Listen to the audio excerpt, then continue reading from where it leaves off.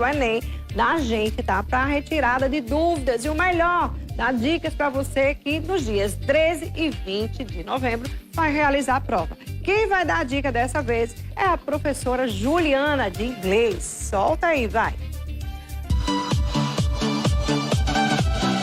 Enem da gente. O meu, o seu, o nosso futuro.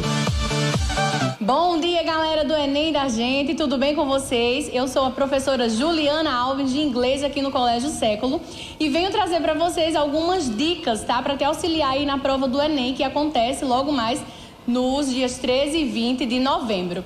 Bom, com a temática de inglês, saber a interpretação textual vai ser imprescindível, tá? Então, na hora de você fazer a tua leitura, há técnicas aí que vão te auxiliar bastante. Uma delas, bem famosa, bem simples de executar, é o skimming. Existe aí skimming, scanning, prediction, mas o skimming é aquele que vai dar o start, né? Aquele que vai dar o início aí na tua observação. Por quê? Você vai ficar atento ao título, você vai observar a presença de imagens nesse texto, você vai observar o layout dele, porque a partir disso você já vai começar aí a vir com aquelas nuvens de ideias e qual é o tema que está exigido ali naquela leitura e, claro, né, colocar também aí as outras habilidades em ação. Mas o skimming vai ser o principal. Fez essa leitura inicial, observou o título, viu o layout, viu imagens, você vai observar o quê? As datas. Então, é muito importante você observar data, observar horários, ver aí quais são os números, né, exigidos nesse texto, porque eles podem vir trazendo também porcentagens. Uma próxima dica também que eu te dou em relação ainda aos textos é você ler a pergunta.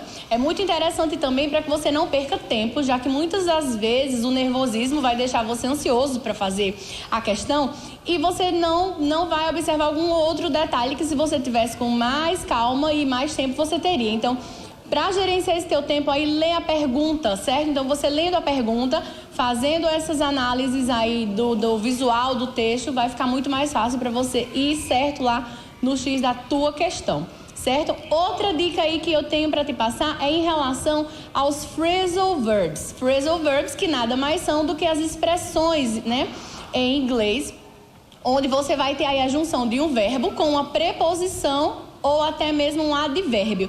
Então, são palavras que geralmente você sabe o significado dela como o verbo. Por exemplo, go, o sleep. Mas, quando elas estão juntas, né, com uma preposição e um advérbio, elas ganham novos sentidos. Então, é interessante que você consulte algumas listas de phrasal verbs, tá? Existem, óbvio, aí alguns bem simples do nosso dia a dia. Por exemplo, give up, né, o famoso give up. As pessoas veem aí que o give é o dar, né, o ofertar. O up, preposição de movimento para cima. Só que os dois juntos, give up, nada mais é do que desistir. Algo que você não vai fazer ao realizar sua prova de inglês, hein? Atenção, não pula nenhuma questão, não. Fica atento e não desiste da prova. Outra dica também importantíssima é tempo verbal.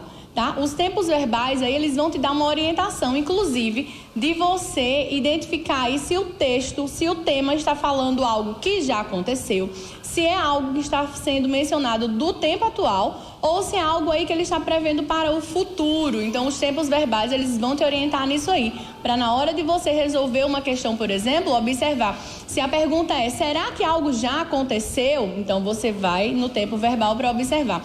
Lembra que existem inúmeros, né, em inglês, mas aquele que eu digo que sempre vai ter que demandar uma atençãozinha maior é o present perfect e o simple past, tá? Então, esses dois tempos verbais, eles têm uma particularidade aí, que é a questão do tempo.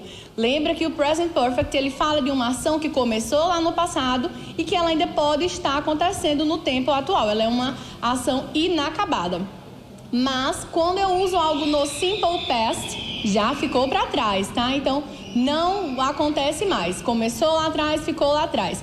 E aí eles têm, né, os seus auxiliares respectivos. Então, é uma atenção especial a esses assuntos, tá? Então, leitura e interpretação textual com as técnicas de leitura, phrasal verbs e aí os tempos verbais. Desejo a todos uma excelente prova e vamos ser sucesso. Quero ver todos vocês na universidade logo mais. Enem da gente. O meu, o seu, o nosso futuro. Tá aí, gente, a primeira prova já é agora, dia 13, viu, minha gente? Já tá bem pertinho, então se preparem, se acalmem, fiquem tranquilos, né? Quem estudou, estudou. Quem não estudou, não vai ficar desesperado mais não, viu? Pelo amor de Deus. Mas olha, estamos aí finalizando mais uma Manhã da Gente. Obrigado pela audiência. Até amanhã, se Deus quiser. Padre Nilson tá chegando.